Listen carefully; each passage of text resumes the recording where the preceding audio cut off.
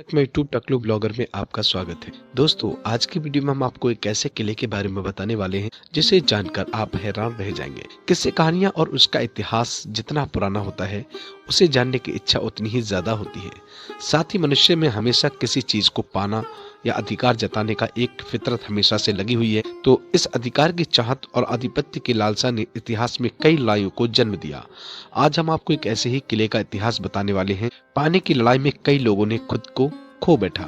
साथ ही लोगों के बीच किले को लेकर काफी मान्यताएं भी हैं। मध्य प्रदेश के बुरहानपुर जिले का असीरगढ़ किला, जिसने कई लड़ाइयां और युग और शासन देखे। ये किला जिला मुख्यालय से इंदौर इच्छापुर हाईवे पर 20 किलोमीटर दूर सतपुड़ा पर्वत श्रृंखला पर तकरीबन 250 मीटर की ऊंचाई पर बसा हुआ है। इस किले की रोमांचक बात यह है कि जिसने भी अपनी ताकत से इस किले को जीतना चाहा, उसे सिर्फ हार ही मिली। ये कहा गया है कि जितने भी शासकों ने किले पर राज किया, सबने छल कपट से अपने कब्जे में लिया था। भारत में ब्रिटिश हुकूमत के समय किला अंग्रेजों के हाथों में था। उससे पहले मुगलों ने भी किले पर शासन किया। इतिहासकारों के अनुसार किले का निर्माण रामायण काल यानी 14वीं शताब्दी में हुआ था। असीरगढ़ का नाम के पीछे भी एक कहानी जुड़ी हुई है। कहानी कहती है कि जहां इस समय असीरगढ़ किला है, वहां कभी आसा अहिर नाम का एक व्यक्ति रहने आया था, जिसके पास हजारों पशु थे। उस व्यक्ति ने पशुओं की सुरक्षा के लिए ईंट, मिट्टी, चूना पत्थरों से दीवार बनाई थी। कहानी को देखते हुए ये भी अहिर के नाम पर असीरगढ़ किले का नाम पड़ गया।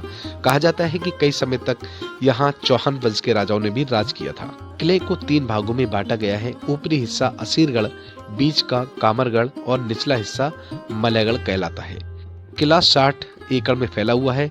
किले में 5 तालाब हैं, लेकिन ये तालाब कभी भी किसी भी मौसम में नहीं सूखते। ये बात लोगों को काफी हैरान करती है। गंगा और यमुना नदी के 2 कुंड भी किले में मौजूद हैं। कहा जाता है कि दुश्मनों को मारकर इन कुंडों में डाल दिया जाता था। साथ ही जब कृष्ण ने अश्वत्थामा को श्राप दिया था, तब वह इन्हीं तालाब में नहाने के लिए आया था। ऊंचाई से देखने पर किले में मंदिर और मस्जिद भी दिखाई पड़ती है। शिव मंदिर में मोहम्मद जहीर-उल्लाह की पूजा भी की जाती थी। कहा जाता है कि यह मंदिर दोनों धर्मों की एकता का प्रतीक है। मंदिर के चारों ओर गहरी खाइयां हैं, लेकिन ऊंचाई से पेड़ों की से घिरी ये खाइयां देखने में बेहद खूबसूरत लगती हैं। किले तक आप 2 रास्तों से पहुंच सकते हैं। एक रास्ता पूर्व से होकर जाता है और दूसरा रास्ता उत्तर दिशा से है।